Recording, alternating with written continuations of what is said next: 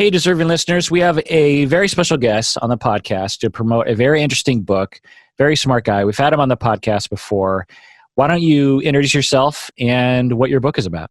Of course, Kirk, and thank you again for inviting me on the podcast. It's a pleasure to be back.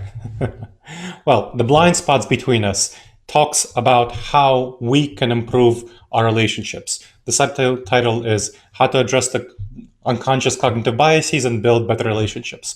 Cognitive biases, you might have heard this term, you might have not, but these are the dangerous judgment errors we make because of how our brain is wired.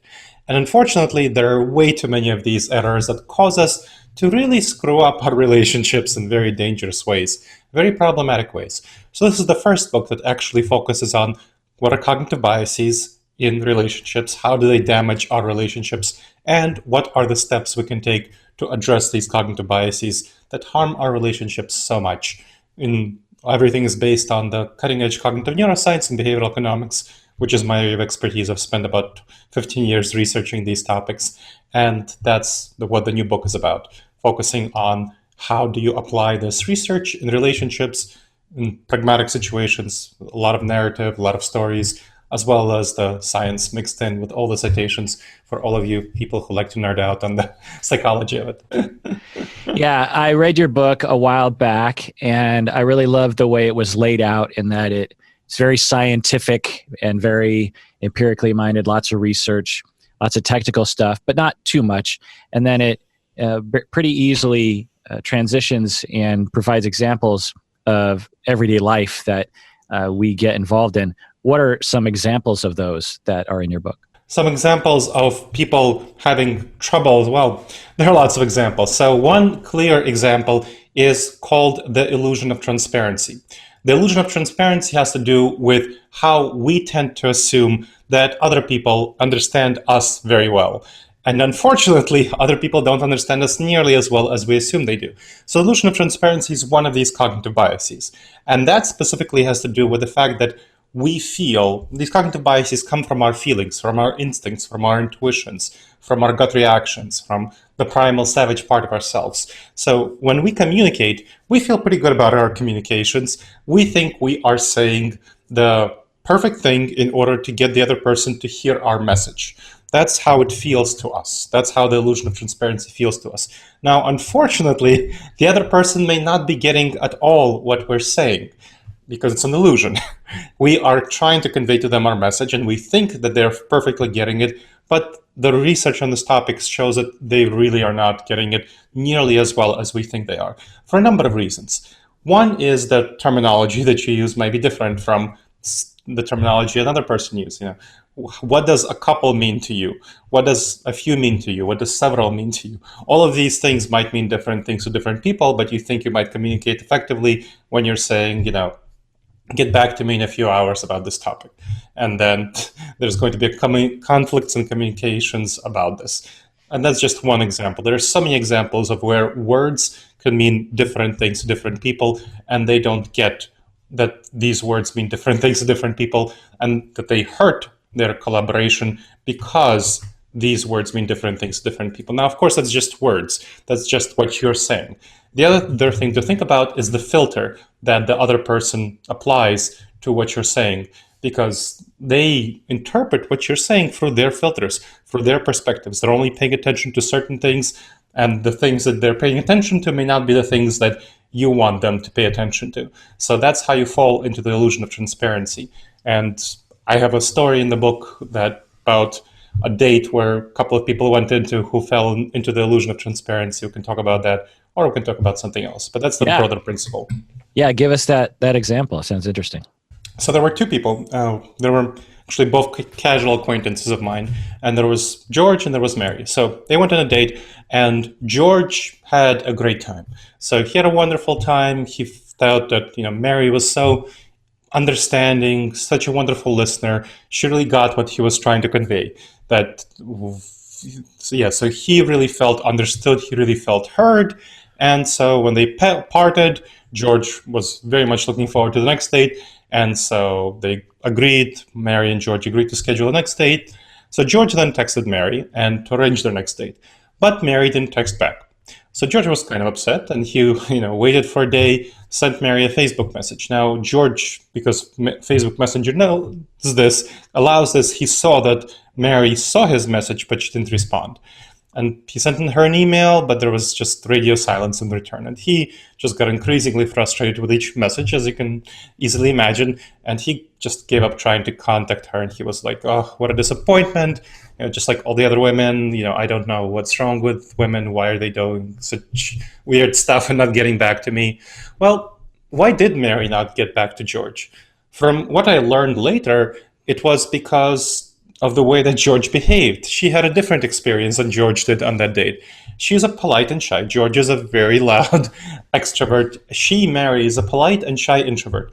So she felt overwhelmed from the start with the kind of information that George was talking about, his energetic, his extrovert personality. And she was thinking, why would I want to date someone who overwhelms me like that? So that's what she was thinking when George was telling her all about himself, his life, and so on, his parents, job, friends, without asking her anything about herself. So she listened politely to George. She didn't want to hurt his feelings. And then she told George she'd go out with him again without having any intention of doing so.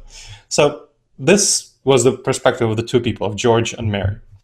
Now, I learned about this because George, after Mary started not responding to him, he started complaining about the situation to people around him. And I knew Mary, so I heard George talking about the situation, so I heard his perspective, and I knew Mary as well, and I contacted her to get her perspective, and so she told me what she experienced. Now, so this is kind of how I learned about the situation.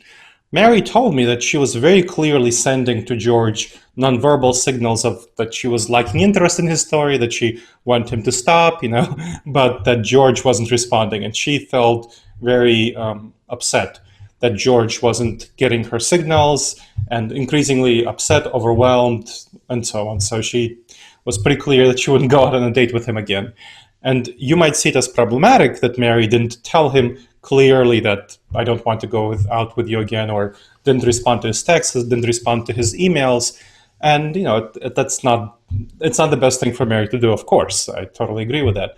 But you have to realize there are many Marys out there who are polite, shy, and conflict avoidant, and who are going to try to avoid conflicts and send nonverbal signals, even though they might not see or clear to you. In turn, there are so many Georges out there who are extroverted, energetic, and this extroversion energy, they impede the Georges from reading other people's nonverbal signals. So both of them fell into the illusion of transparency, where George thought that Mary was having a great time by listening to him because he was sharing, and therefore obviously the people who are listening to him should have a great time because he's such a great guy and has such great things to share. And Mary was feeling overwhelmed, trying to send nonverbal signals, getting increasingly upset that George was overwhelming her, but George didn't stop.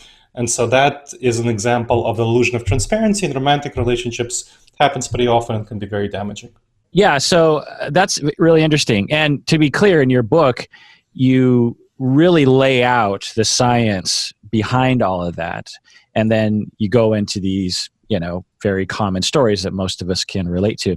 When I hear this bias of transparency, I think of a lot of different things. One of the things that I think about is something that I realized a long time ago, is that I found that there in general are two different kinds of people. The kind of people who, when you have a conversation, you express interest by asking questions, by listening, and waiting for the other person to stop talking about whatever they're talking about before you chime in about your own things. The other person is the sort of person who expresses interest in what you're saying by sharing their own experience. Mm-hmm. So, and I'm kind of in the second category.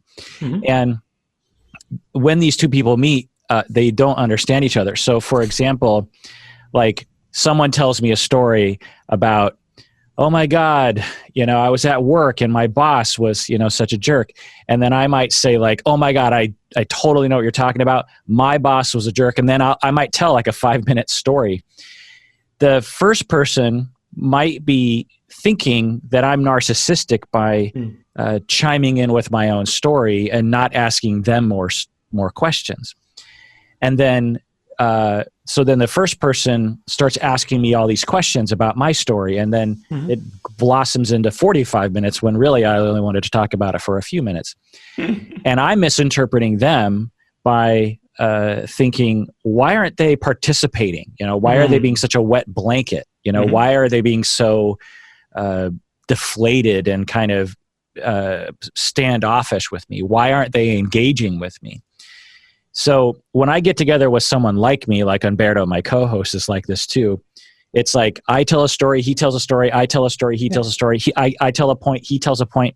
And occasionally I will say something like, oh, that's interesting, or oh, I get your point. But that's not usually what we're doing. It's sort of implied, or it's just not really necessary to grease the wheels. Whereas, the other person who is waiting for that, question, or they think the other person is mean, and the people like me think the other people are wet blankets. And so there's all this nonverbal stuff that we're trying to communicate. When the person is being a wet blanket, they're actually trying to communicate, I want you to ask me about me. They're trying to passively communicate. It's pretty clear. They think they're being very clear. Like, clearly, like in the example you gave, she's like, I was giving so many signals that I was not interested in his story. Yeah. It was so obvious. I was sighing. I stopped asking questions. I yawned 5 times. Yeah. I sort of leaned back in my chair and kind of had this defeated look on my face. And he just kept talking and talking and talking. And these misunderstandings, and you start to think the other person is, problematic when they're just kind of coming from a different place. And this idea of like, well, surely everyone understands what I'm trying to get across to the other person. The other thing I think about is phenomenology, or phenomenological therapy, which was pioneered by Carl Rogers, and I talk about this often.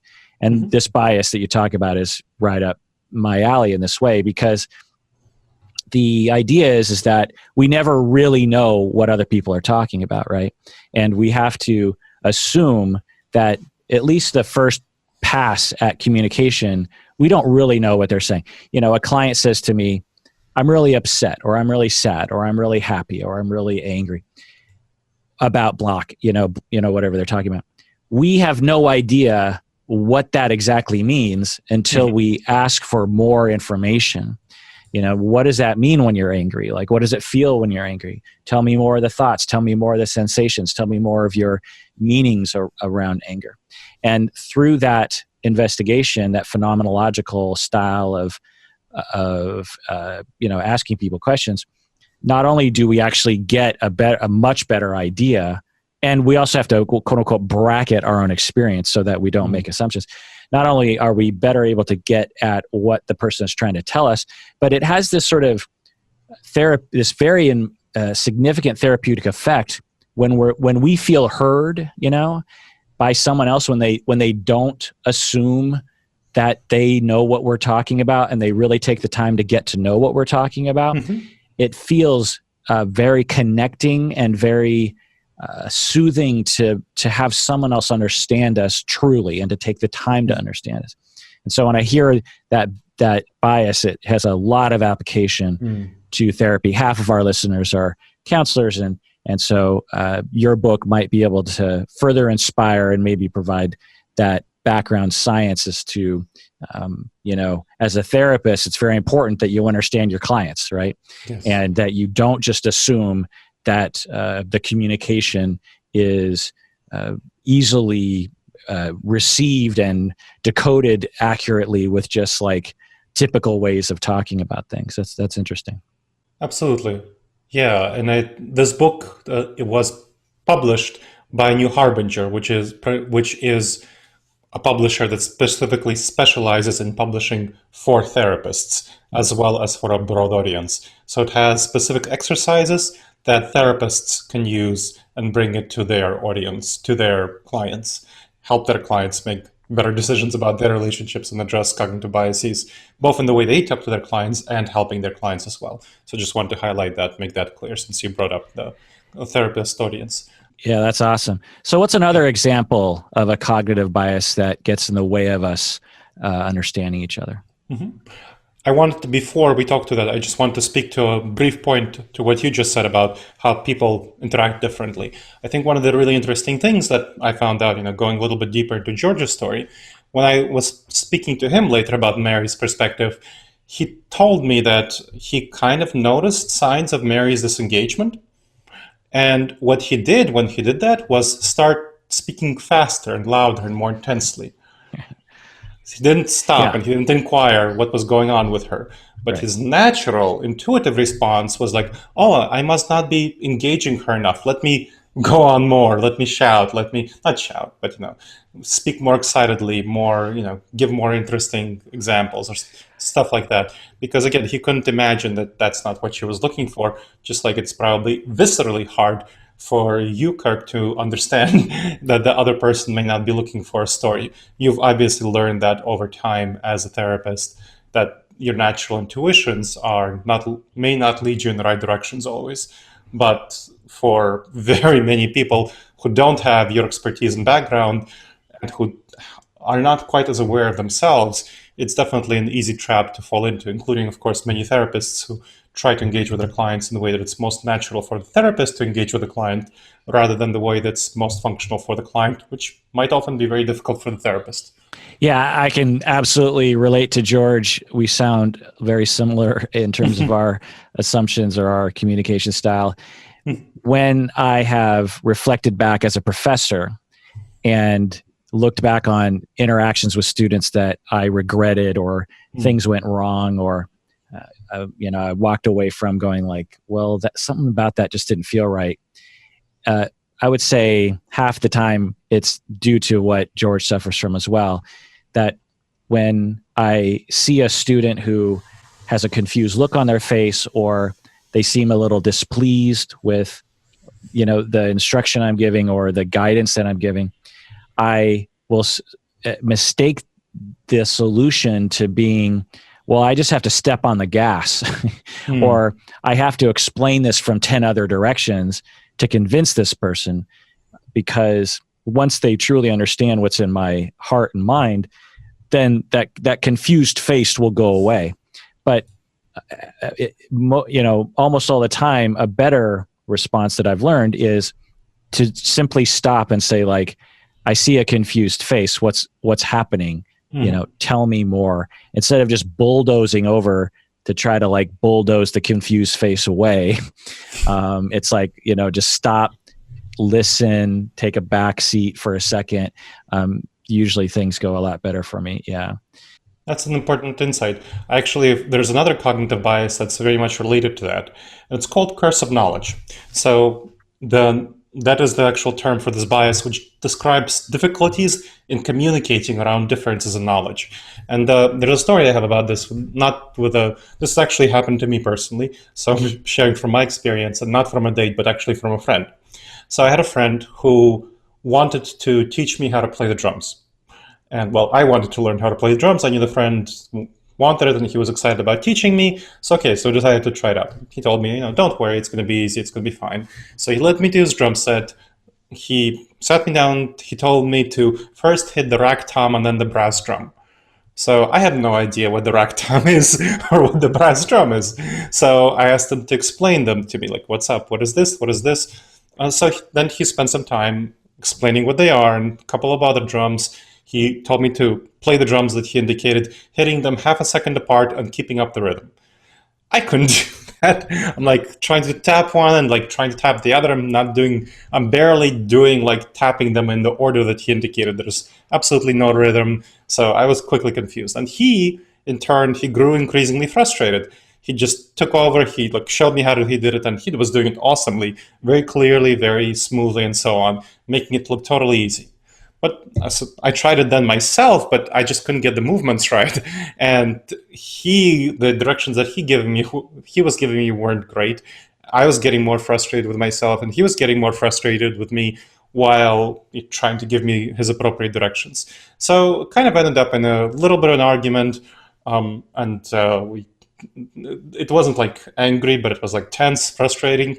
And that was back in the time when I was still young. I didn't really know the stuff about the curse of knowledge and all of these problems, where when I learned about this cognitive bias when I was going for my PhD, then said it with my friend, it really came up in my mind quickly, and I realized that was a perfect illustration of the curse of knowledge, where when we have knowledge, when we know a topic, especially a skill set, so we have some skills, which is usually associated with some information, we think it's easy. Right now, it seems very easy to drive a car. Like, driving a car, duh, easy, right? That's how it feels. And playing a drum kit or whatever, that's how it feels to me. Doing public speaking is pretty easy because I've done it many times before. I'm very comfortable with it. But these are things that would be very hard for somebody else to do without them knowing all of the little sub skills that a broad skill takes, and all the knowledge and all the jargon and all the practice. Having drumming is like an example where it's the physical practice of it is very hard to learn. It takes time, but then you're comfortable doing it once you actually do it. So that's the curse of knowledge. Is one of these things that I've seen so often really hurt people's relationships, because it seems easy and the other person seems dumb for not getting it if you're the one who is teaching the person. And it's just such a difficult experience for someone who has that knowledge. And while the person being taught is feeling very frustrated because they're not getting what you're telling them, and you're giving them too hard of an example, too hard of a problem, too quickly. So that is something that is a big gap in people who try to communicate to others, whether in a personal, romantic relationship, whether friendship, whether at work, whether in civic communities or whatnot. So that's a big one I want to highlight. Yeah, that's a great one. And I don't think I've ever really thought about that one before, but it makes total sense. I've experienced it before. As a student in a class, I would often feel like some instructors would teach to a group of students that were like them. Like they designed a class that was designed for them or just below them. And I'd be thinking, we're like 30 years from you, and you got to start from the beginning, man. You know what I mean? Like we don't even know anything about anything. And so I can definitely relate to that. And of course, as a professor, I try to keep that in mind when I teach my students, of just like, for lack of a better descriptor, just how stupid they really are, which is fine. There's nothing wrong with not knowing about something. Of course, you don't know about it. That's why you're in school. And so I try to make sure that I, as a teacher, repeatedly bring things up. And also when I'm with other professors and we're talking about students, I try to remember and also add to the conversation, well, these students, they don't know anything.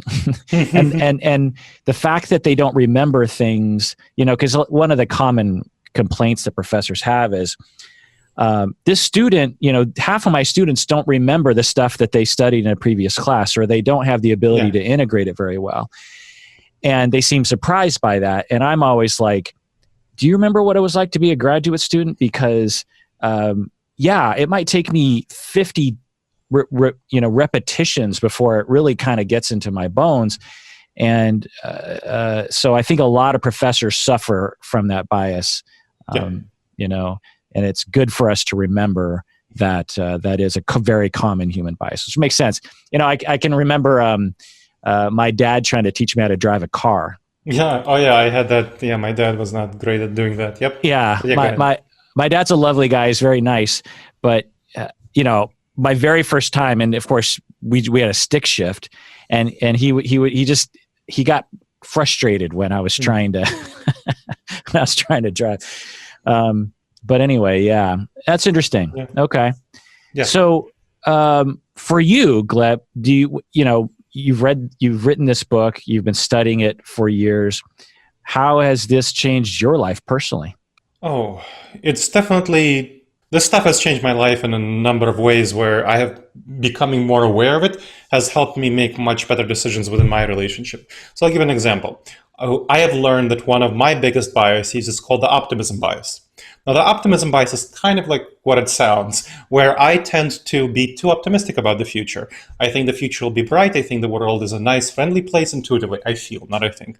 I feel that the world is nice. I have too high expectations for myself or other people. I'm risk blind, so I tend to focus on opportunities rather than threats. So I tend to have very positive impressions of the future. Now, my wife and I, we have been together since 2003, but the tensest time in our relationship was in the spring of 2014, or one of the big tense times in our relationship was in the spring of 2014, when we founded a nonprofit together called Intentional Insights. And the point of the nonprofit was actually to promote. So I've been doing in academia for 15 years, training, consulting, coaching on these topics and addressing cognitive biases for professionals of all sorts for 20 years. And we decided that it was going to be a good time to popularize the research to a broad audience, which, not simply for money. And so we started a nonprofit in 2014. Now, that immediately with the association, when she and I co-founded this nonprofit, we started to have many, many conflicts. We never worked on a big major project, serious project like this before. We have to make plans, make strategies, have a lot of projects, and we had a lot of conflicts. So we were trying to figure this out, and we eventually figured out that the conflicts, I had these ideas, I was generating lots of ideas, and she was just shooting them down. She was like, no, these are bad ideas. I had, looking at these opportunities, she's saying, no, they're too risky. So we figured out that her big bias in this area is called the pessimism bias. Pessimism bias is actually the opposite of the optimism bias, where people tend to be too risk avoidant. They tend to be too pessimistic about the future. They feel that the world is a hostile place, generally speaking. The glass is half empty and not half full, and the grass is yellow on the other side of the hill, even though it's sometimes green. So that's kind of how folks like that are. And so that was a really tough time for my wife and I. Now, fortunately, we figured out a way to work together once we found out about this cognitive bias, and we looked at some of the research on debiasing, which this book goes extensively into. How do you actually solve each of these cognitive bias? And so for the optimism and pessimism bias, the way to work together, for people to work together, whether it's as a couple, as friends, as in a workplace, on a team, in your club, church, whatever, civic group, civil group, secular group, whatever, the best way to work is for optimists and pessimists to work as a separately, actually, in the first part of idea generation, where the optimists are the kind of people who have 20 ideas before breakfast, and they think all of these ideas are brilliant. That's me. That's kind of how I feel. Now, I have learned to my bitter experience that not all of these ideas are brilliant, unfortunately. So what I needed to do, and what we did with Intentional Insights and other projects that we then collaborate on later, was I have my 20 brilliant ideas, and I gave them over to my wife, Agnes. And then Agnes looked at them and she said, well, maybe these three are worth keeping. These are all half-baked potatoes, and let's take these three, which are the least bad, and then finish baking them further. So pessimists are terrible at generating ideas. That's not their strength. They're really good at selecting ideas because they see the exaggerated flaws of each idea. They generally tend not to come up with ideas because they see these flaws. But when you give them 20 ideas, they can quickly select, these are out, these three are worth looking at, and then they can fix the flaws in these ideas and implement them effectively. So that's the strength of people who are more pessimistic. And of course, it exists on a binary. So it exists on a spectrum. It's not a binary, it's not black and white. Some people are more pessimistic, some people are less pessimistic, but overall the pessimistic spectrum, some people are more optimistic, less optimistic, but still in the optimistic spectrum. And so I'm pretty strongly optimistic and she's pretty strongly pessimistic. So you want to think about whether there's people in your life with whom are impacted by this dynamic. Whether you're optimistic, you're pessimistic, you will have conflicts with people that feel like they are, if you're an optimist, always shooting down your ideas. If you're a pessimist, it feels like people around you are always coming up with kooky ideas and going off half-cocked. That's just how it feels to people who are of the opposite perspective. And it's not, neither of these is a better thing or a worse thing. The best thing is to collaborate together and know how to do it well. The best teams, the best couples, the best partnerships involve someone who's optimistic and who's pessimistic, with the optimist creating the ideas, the pessimists evaluating the quality and then implementing the best ones.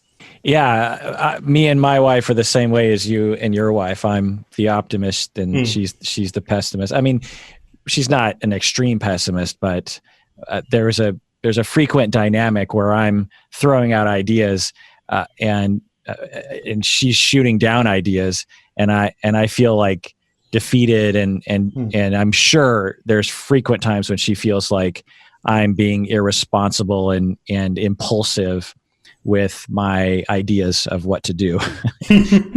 With this idea of like, sure, it'll work out, things will be fine. And she's like, whoa, whoa, whoa.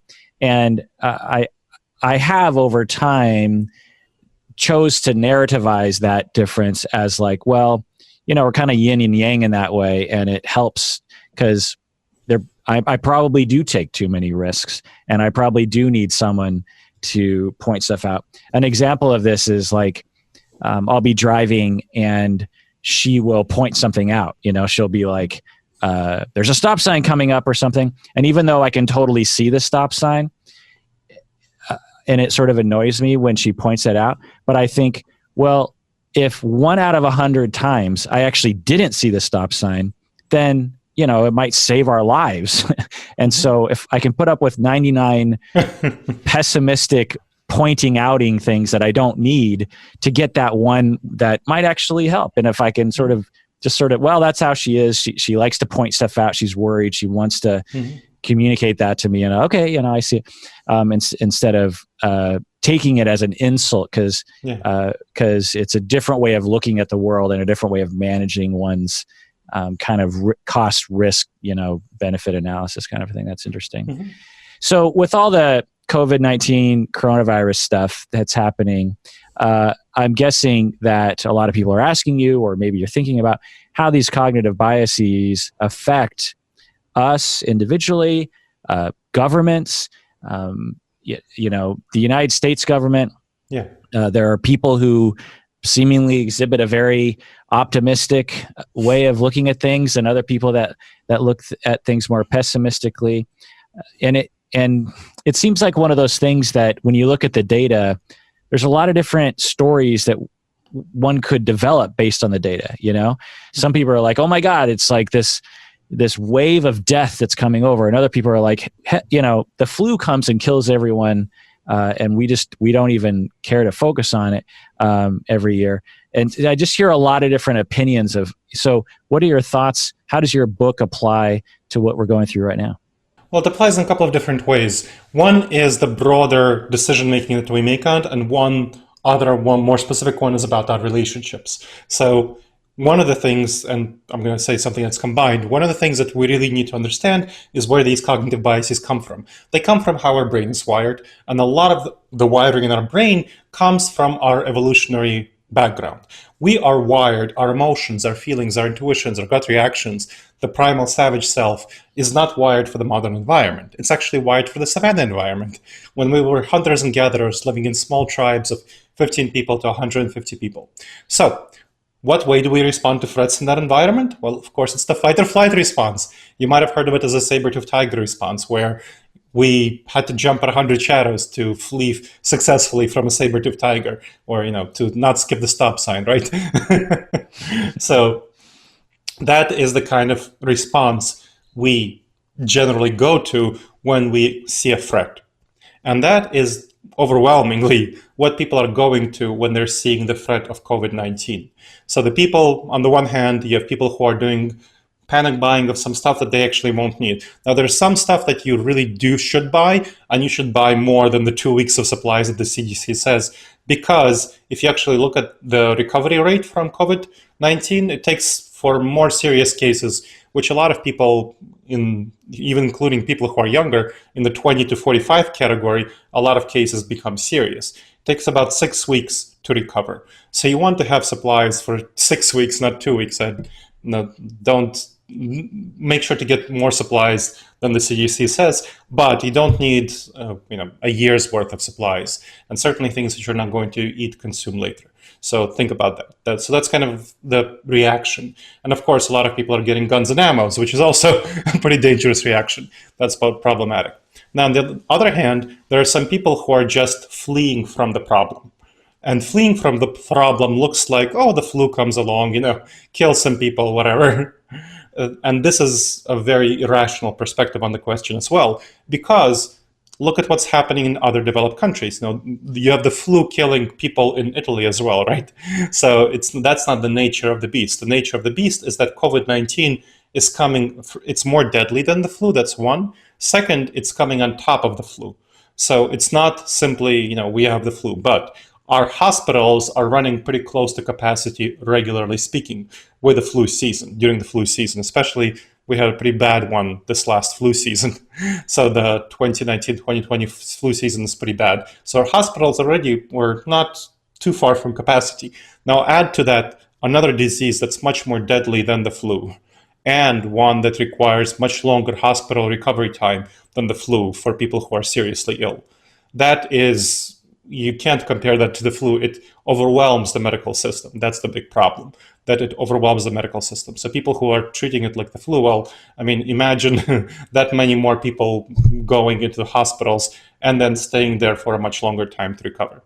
So this is a very serious situation. Now, the big problem with the COVID-19 from either case, both people who are doing panic shopping and people who are ignoring it, the fight response or the flight response, is that they're not thinking about the long term. And this is another one of our cognitive biases. So we have a cognitive bias called hyperbolic discounting. Hyperbolic discounting causes us to be very short-term oriented and excessively discount. So that's hyperbolic discounting, excessively discount the long term. In the savanna environment, the long term didn't matter. We couldn't put our money, we couldn't kill a mammoth and freeze the meat. We didn't have banks to invest our resources into. We couldn't invest our equity into a house. We couldn't invest into our own professional development, whether our mental health or our health in terms of getting some career professional development. You're not going to become a better axe chipper, right? So that was not something that was available to us, to have such personal development, personal growth, professional development. So the future didn't really matter in that savanna environment. It wouldn't help our survival to be oriented toward the future. And so right now we're not oriented toward the future. And that's a very big problem because we're not recognizing the long-term consequences of COVID-19 for the whole world, including our relationships. So there's another cognitive bias that I want to highlight here called the normalcy bias. Now, the normalcy bias causes us to see the future as being similar to the past, so normal, not really different. We ignore the likelihood of major disruptions, again, because in the savanna environment, we didn't really have to deal with them. So it's intuitive for us to assume that the future will be like the past. And we don't tend to think about the kind of major disruptions associated with long-term slow-moving train wrecks like COVID-19, which is a slow-moving train wreck. It's going to change our lives in very powerful ways. We're going to have to spend, vaccine won't be around for the next 18 months, according to the best healthcare experts. And that's in the most optimistic scenario, that it'll take about 18 months. Then it'll take me about another year to produce, ship, and distribute and vaccinate everyone. So we'll be dealing without a vaccine for the next 2 to 3 years in the most optimistic scenario that the first vaccine is perfectly 100% effective, which it's not likely to be. Likely we'll be dealing with it for quite a bit longer than 2 to 3 years. Given that, we'll have waves of restrictions of staying home. When there's going to be disease outbreaks, then the outbreak will flatten, will let people go to work, then it will start up again, and we'll have to have, again, a few weeks or months of being shut-ins.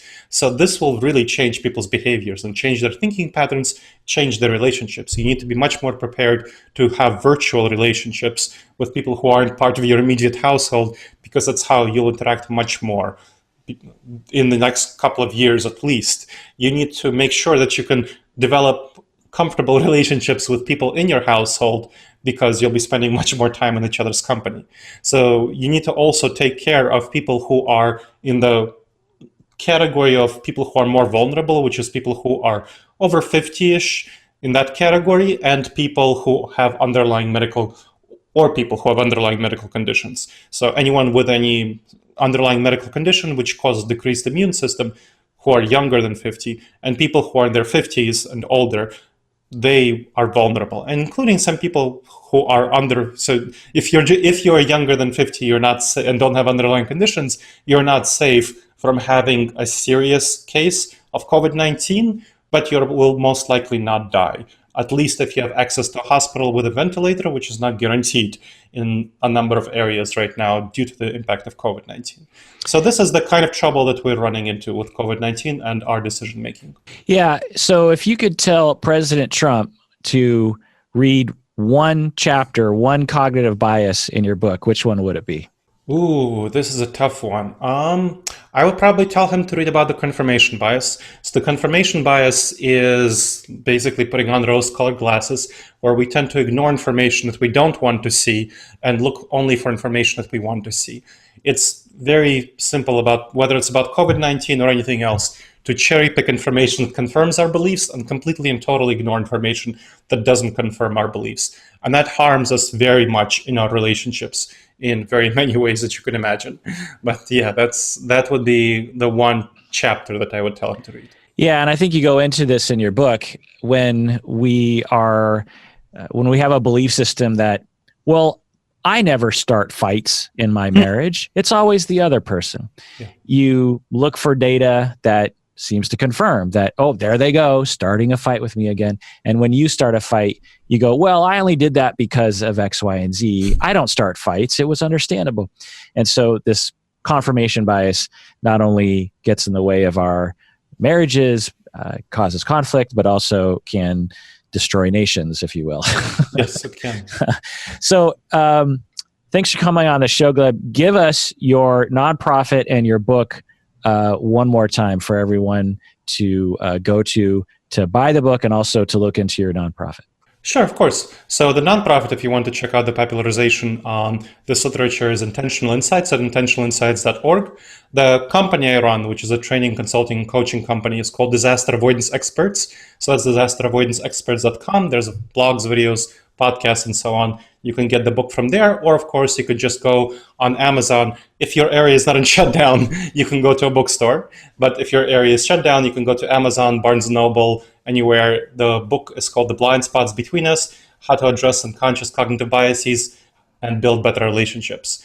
It's available in bookstores, like I said, everywhere, if you're able to get to a bookstore.